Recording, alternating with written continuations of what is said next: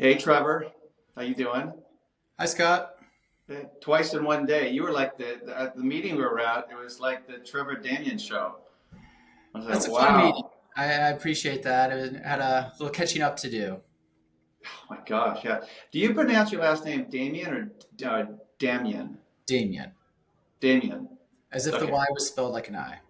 Okay, great. Okay, perfect. I just wanted to make sure that I got that right. I remember when I first met you, it was really interesting because, you came in and I go, this guy just seems like a really nice guy. I found out you're an Eagle Scout too. And so, of course, because my kids are in the Scouts, that was a big thing. And we really hit it off. And I was thinking, I wonder how long it'll take for him to get traction. Well, it's just a few months later, and my God, you're just lighting it up. I'm really impressed by the way you came in, really strong. Well, I appreciate that. I mean, you set a lot of really good best practices. Surprised me a little bit with those introductions, and those were very beneficial. And all the small things you do is sets a great example for the network and what we're trying to achieve there of referring professionals and growing our books of business. Well, it was interesting because years ago, 15 plus years ago, I made a couple of introductions. Just thought, oh gosh, this attorney should really meet this CPA. They were two older guys, very similar tone. I thought there could be something here. Turns out there was like $1 million worth of business transacted. And I went, what? I need to do this more. And so what I did is I just told myself, whenever I feel in my gut, someone needs to be connected, I give it a lot of thought. I really think about it, look at the rosters, and try to figure out who would really be valuable. It's not always going to be perfect, but man, the responses that we get, it's been really nice.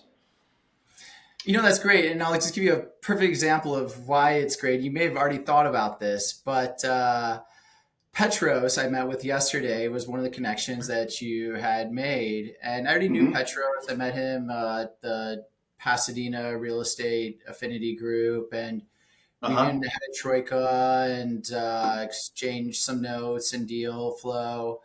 But she reconnected us. It had been about a year since we had connected, and it was great to have that reconnection.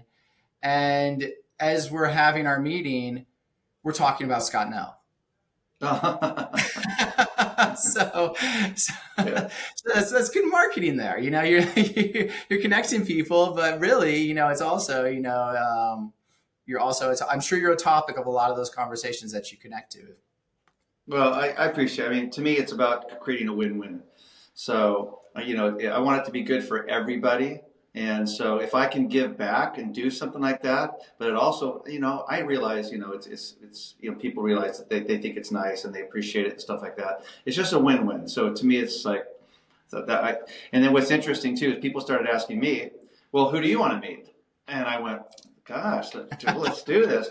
I am meeting so many people. I've been doing it for so many years, and now people are asking me, and I'm telling them this is exactly who I want to meet. And I've got these warm introductions from people, and it's That's, it's already led to business.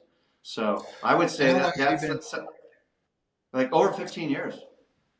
Wow, Yeah, wow. it's a huge part of my business, and but I'm very intentional about it. But enough about me, enough about that group. Let's talk about you.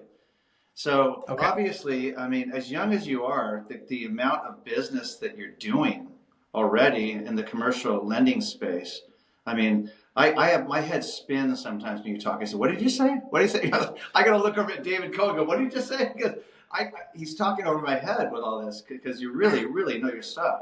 So, how long have you been in commercial lending, and what brought you there in the first place? That's a great question. And I appreciate the compliment. And I need to do a better job of, I don't know if dumbing it down is the right way to say it, but maybe just explaining what the deals we do might be a better way to say it. But I've been in commercial real estate for just shy of a decade. I ended up restarting my entire career in my mid 30s. I was an engineer in the oil and gas industry, and the oil and gas industry took a large dive where the price of barrel oil was less than our lift cost, which Hmm.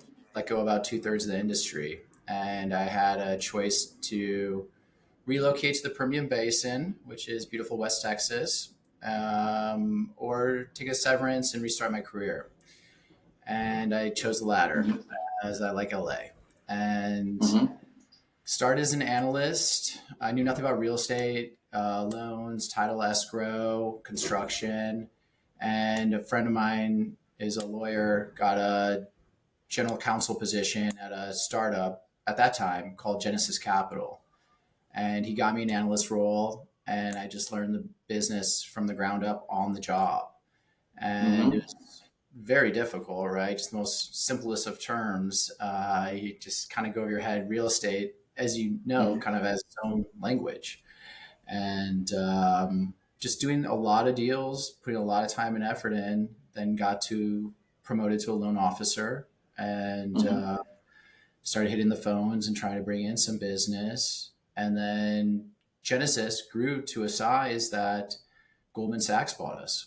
And Mm-hmm. once Goldman Sachs came in, our fun days of Wild West lending were kind of behind us. And I Mm-hmm. hung on for about 9 months or so, but always heard about these big commercial real estate loans, 100 million, 200 million. And Mm-hmm. I thought I'd explore that side of the industry. And our top producer at Genesis Capital came from Marcus and Millichap and credited a lot of his success from the training he got at Marcus and Millichap. And so I knew Mm-hmm. nothing about commercial real estate or the different brokerages. So I just called Mm-hmm. Marcus and Millichap. Uh-huh. You just call them. I'd like to speak with Marcus or Millichap, please. and they had an open rec in the South Bay office, which is nowhere near me. And I had an interview with a guy that was looking for a mentee in the single tenant retail net lease space. And I got the position. And then again, had to learn everything from the ground up about brokerage and even all commercial real estate deals. Because at Genesis, we were just doing multifamily, 1 to 4 unit residential, ground up, bridge type financing. And now this was a whole new world of commercial. And again, drinking out of the fire hose. But because it was in the South Bay, I had to be the first one in and the last one out just to avoid traffic. So I was typically in the office at 7 a.m. the latest, and was typically leaving the office at 7 p.m.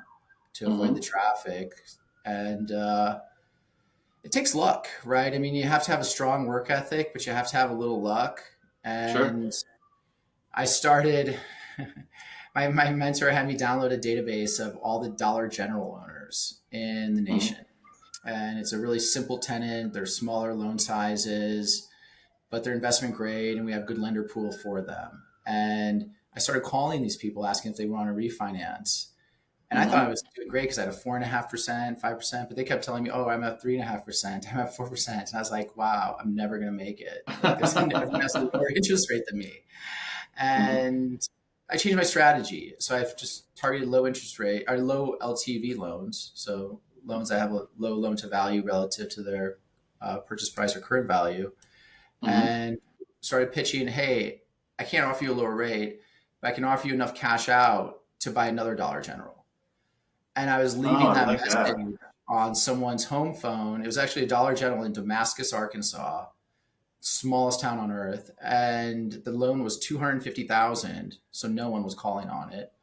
And the Mm-hmm. guy lived in actually Studio City, so I ended up not getting the loan, but ended up referring this property to an investment sales broker that sold it. He also owned another property that was 5 times the value. It was a Big O Tire in Kansas City, Missouri. Also referred that property to sell, and then so we Mm-hmm. exchanged them into two other large net lease properties, and I did the loans on those properties.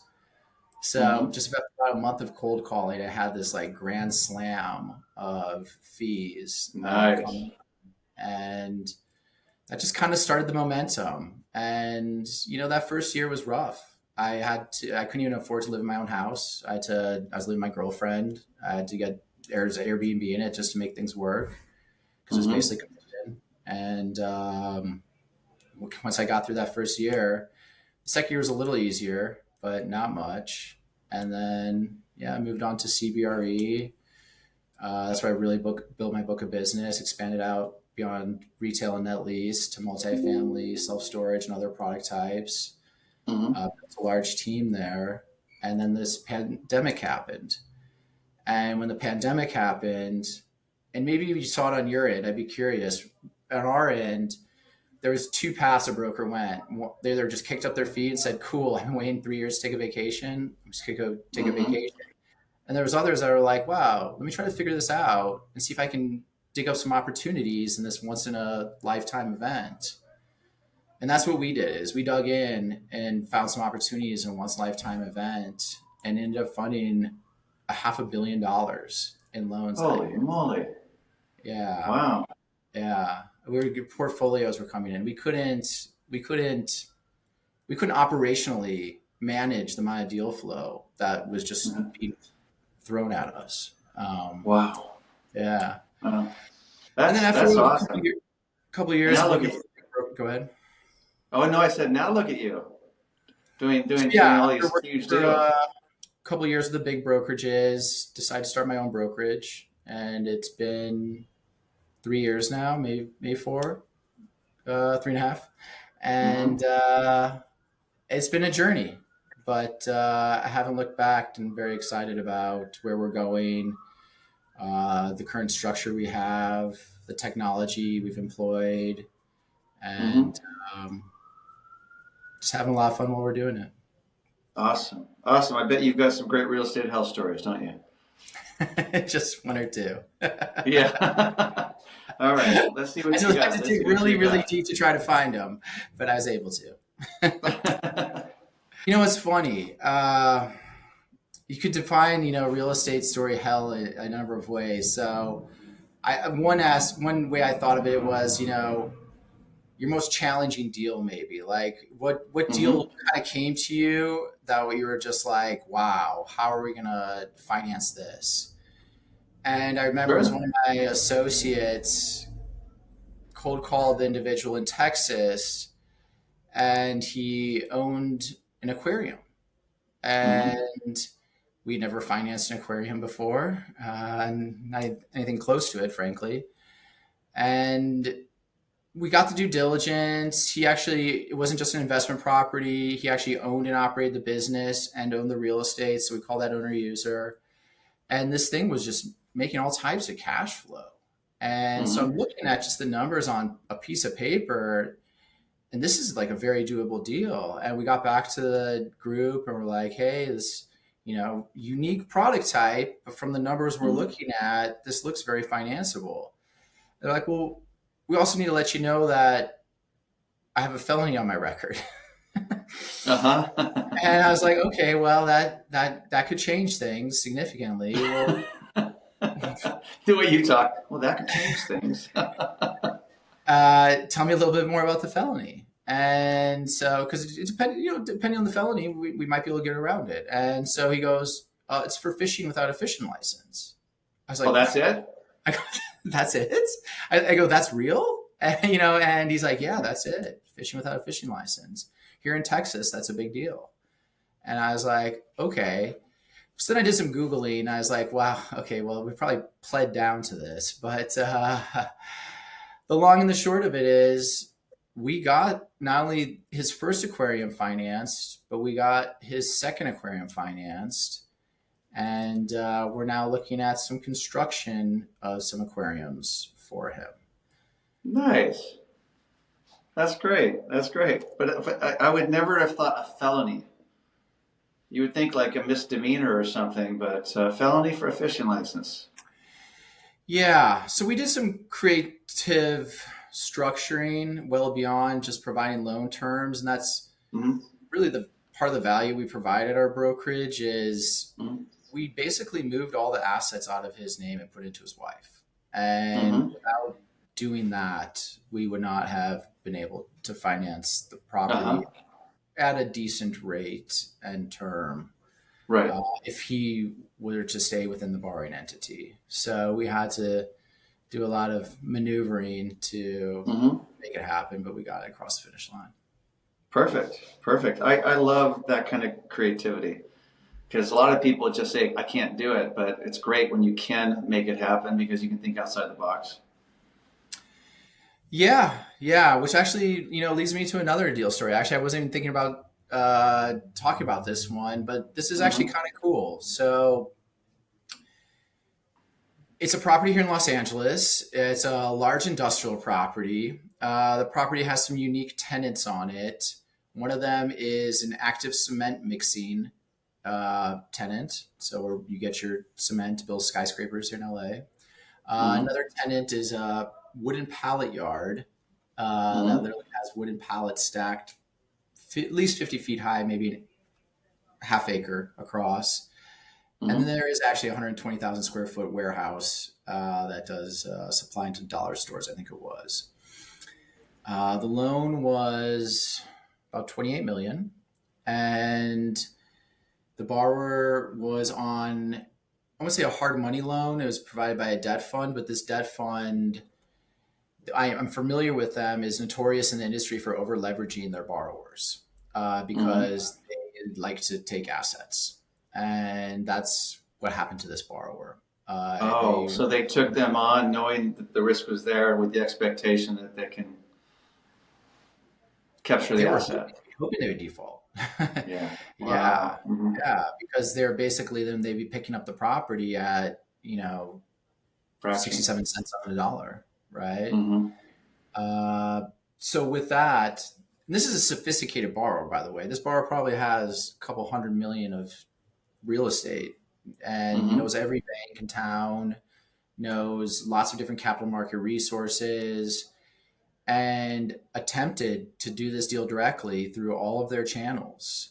Mm-hmm. And there's even a specific capital provider called CMBS, which stands for Commercial Mortgage Backed Security, which a lot of skyscrapers, large hotels, very large deals get financed through Mm-hmm. this instrument. And so this same borrower used this CMBS instrument to try to, as a last hurrah, to fund this loan. And Mm-hmm. they came up short on proceeds. So then it came to me. And I'd been talking on and off. I've been trying to get this business for well over a year.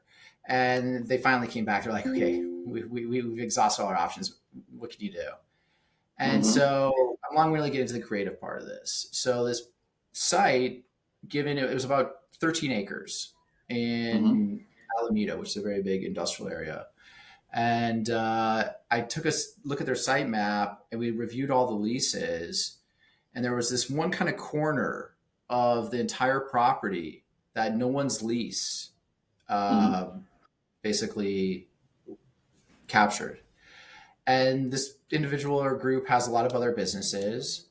So what we did was is we moved in one of their businesses to that piece of land that was currently unoccupied, generating an additional 700,000 of net operating income, which is what we use to service the loans.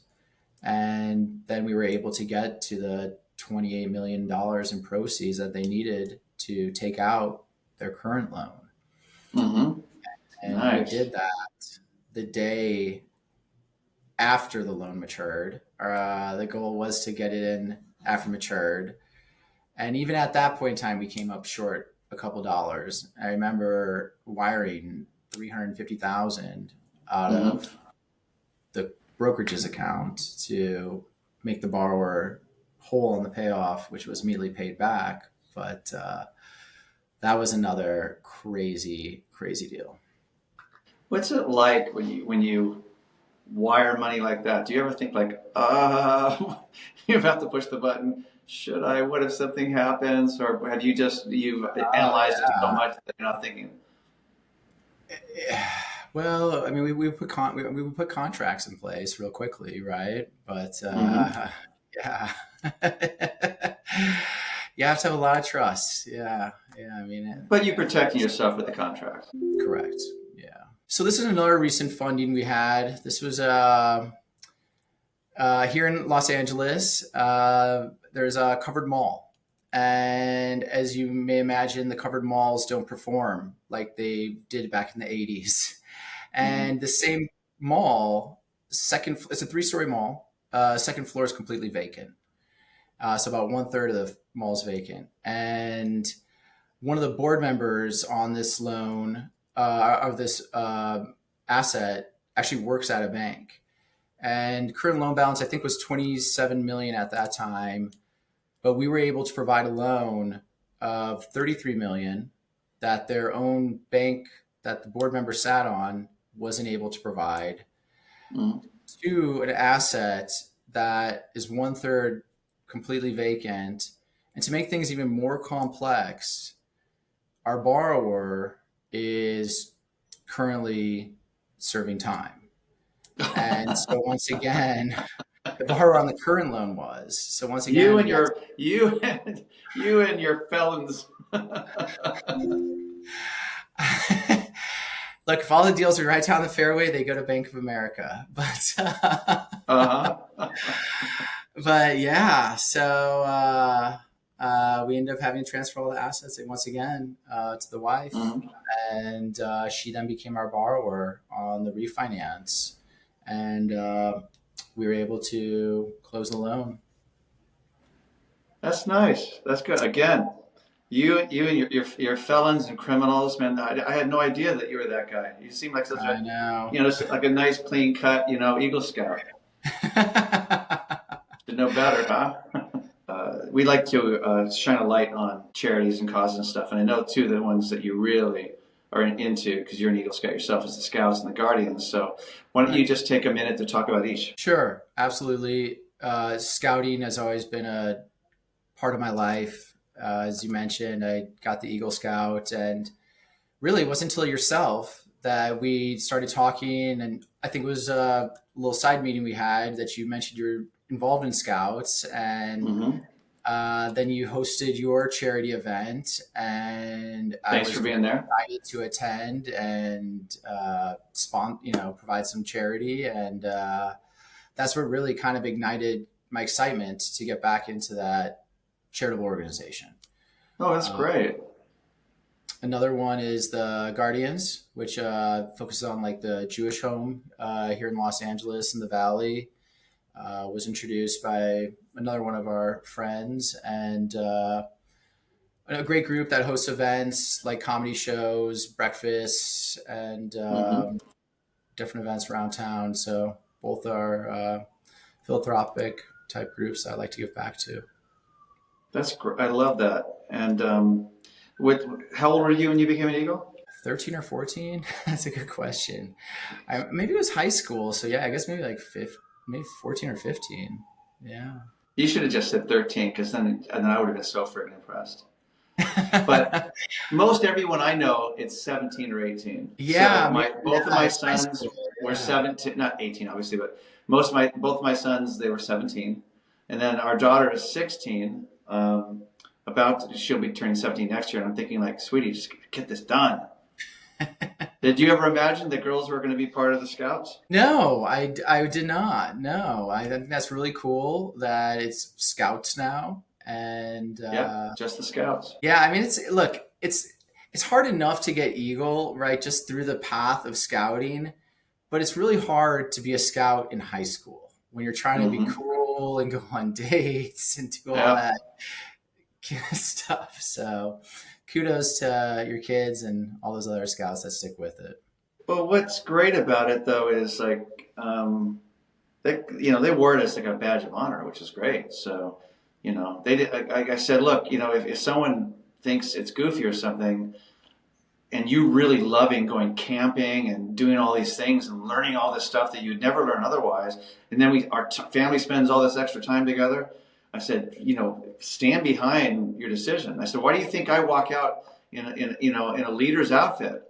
I mean, initially I thought, there's no way I'm wearing that, right?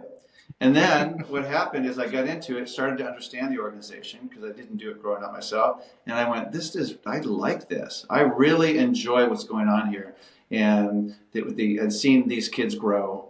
And my son Jude and James, they both have really great friends from the Scouts too, really Mhm. tight. And they're Mhm. more prepared than most kids. So to me, I'm a big, big, big, big fan of Scouts. But at first I was like, oh, I mean, just being honest, I was like, oh, geez. I Yeah, don't. There's yeah. no way I'm getting. There's no way I'm going to get too involved in this. And within 2 or 3 weeks, I was a leader, of course. And what am I doing? What am I Well, good for doing? your kids, man. I didn't have this. It wasn't as, yeah. That's awesome. You're definitely teaching them right, and good for them. I don't think we had it as Yeah. easy. We were all about doing what was it at the American flag? The Pledge of Allegiance. You know, we were in Cub Yeah. Scouts. I was so proud to have my Scout uniform on and giving the Pledge of Allegiance to everyone in my Hmm. first grade class and all that. But then high school, it was a little harder. So good for them. Yeah. Well, they were in sports and stuff, or and so they would go to sports. They have their groups, but I think that yeah, I don't think they took any. I don't think they had any real issue. I think it was probably because for whatever reasons over at Crespi where the boys are, there are a bunch of scouts, and they loved the fact that they were going to become Eagles, and they kept on going to the scouts. Even like Jude will keep on going back. I'm sure James is already in college, but he'll keep That's on. I think he'll go and just have fun. And I said, "What do you do today?" "Oh, we're teaching the little kids how to do this." "Oh, wait, what else is going on?" "Oh, we're going to plan some big trips." Because it's like he wants to help out with the kids. That's great. Okay, but you know what? We're gonna go. We're gonna go to Mount Wilson now, and the little kids they can stay back because we're gonna do some serious shit now. And I'm going, good for you that you're doing both. It's really nice. No, man, it was great. I mean, like, I learned to snowboard in scouts. I learned to skateboard. I learned, all the Hmm. basics, with fire, camping, being prepared, all that stuff. Mile Hmm. swim, rescue, CPR. I mean, Okay. the life skills you learn are invaluable. The small things like Totally. walking a lady across the street, giving back, charity Hmm. can drives, all that good stuff. I mean, just so many good Yeah. memories. I think really teach people good characteristics.